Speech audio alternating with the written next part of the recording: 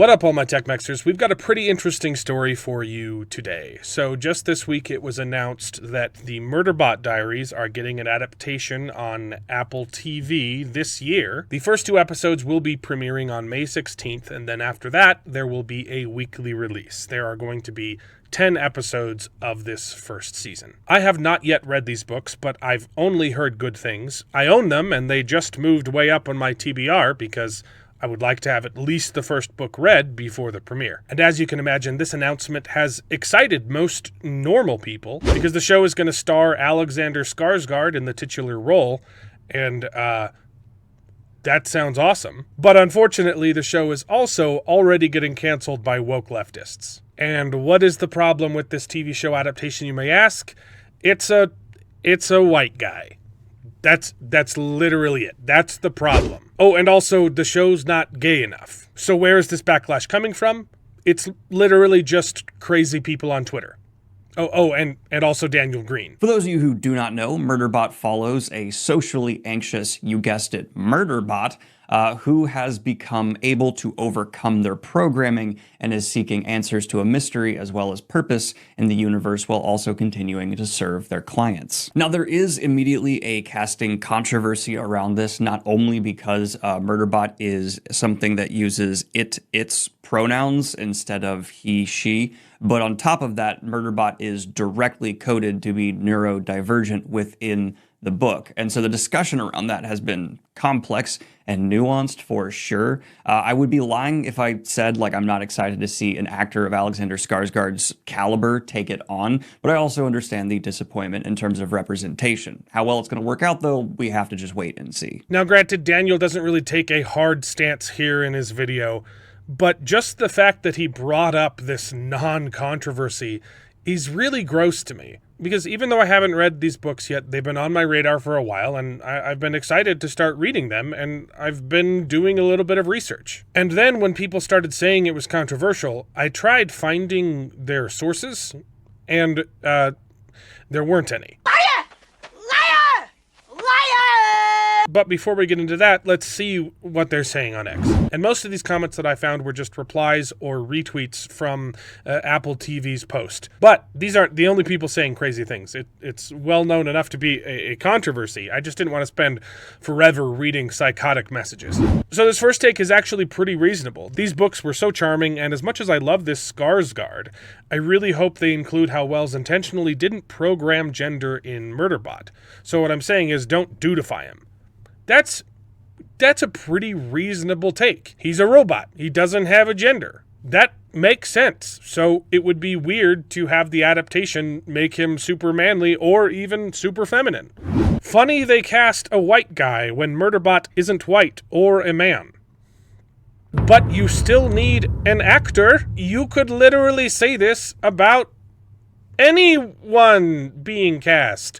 Even if it was a diverse person. If they cast a butch lesbian, your comment could also read, funny how they cast a butch lesbian when Murderbot isn't butch or a lesbian. Sorry, sometimes I approach arguments logically and I forget that the intention of this comment is just an excuse to be racist. That's racist! I'm giving them way too much benefit of the doubt.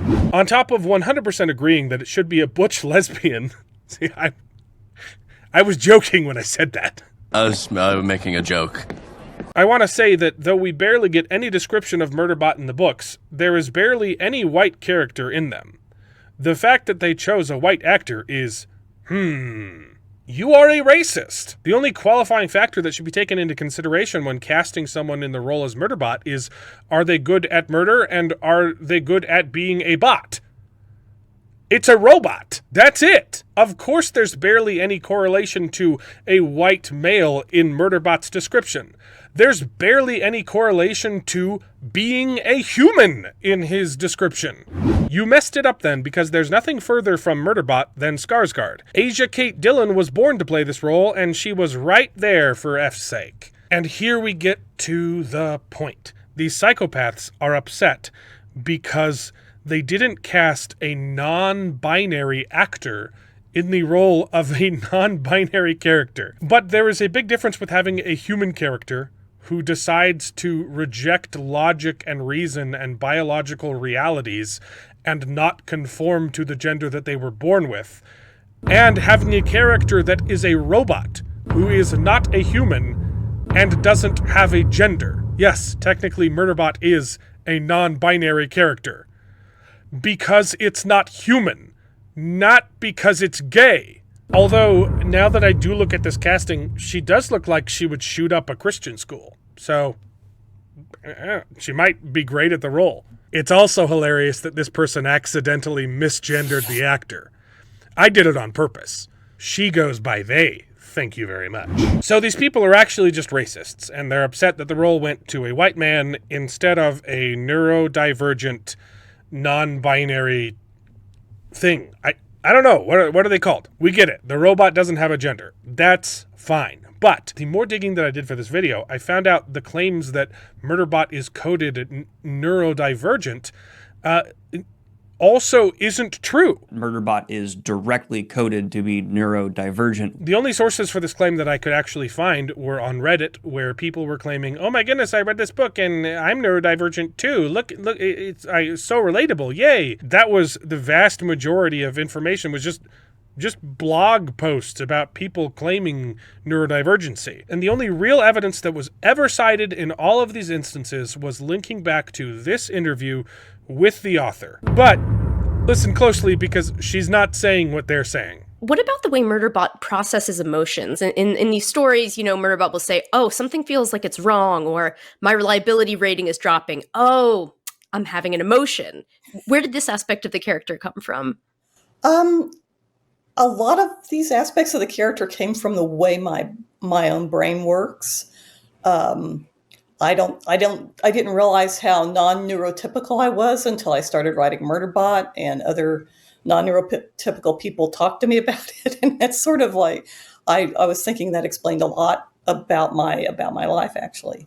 So just the idea of compartmentalizing all this, and also trying to think about how an artificial intelligence would actually kind of look at the way a human processes emotions through an artificial intelligence lens a little bit. Though I'm not an AI expert, I'm just making all this stuff up. So there you have it. Murderbot is not coded neurodivergent. She wrote a robot and then realized after having read the book that it reflects pretty seriously on her own psyche. The author realized that she was neurodivergent because of how she wrote the robot. She was able to write a pretty compelling character who doesn't think normally because she's also not that normal. She never says that the robot is autistic. I never said that. She says she wrote a robot and realized, "Oh, I did such a good job, probably because I'm autistic." If you are writing a robot character, that character would inherently diverge from the neuro. What's normal? That's good writing. Robots aren't normal. I'm saying that the Boy Scouts have a standard. You must be a biological boy to be a Boy Scout. You have to be a boy to be a Boy Scout. Where's that written, though? In the name Boy Scouts. The only thing that is important to these people are immutable characteristics.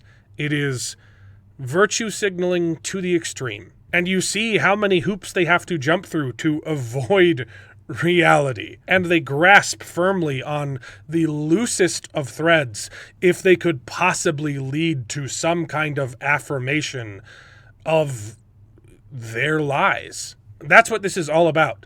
Wokeism is not logically consistent. You have to wake up every morning and lie to yourself. And that is why they circle like sharks, because they are hungry for affirmation. They need someone else to tell them that what they're doing is okay or normal, because pretending is simply just not enough.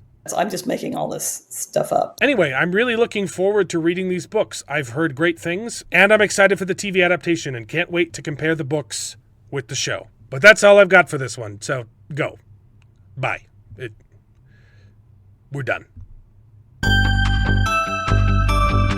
Well, I hope you enjoyed the video. If it's true, please take a minute to subscribe to the channel, and you can join us along for the ride. And if you pay me, I'll try to be more entertaining, so please consider joining Patreon and getting your name in the credits with pride.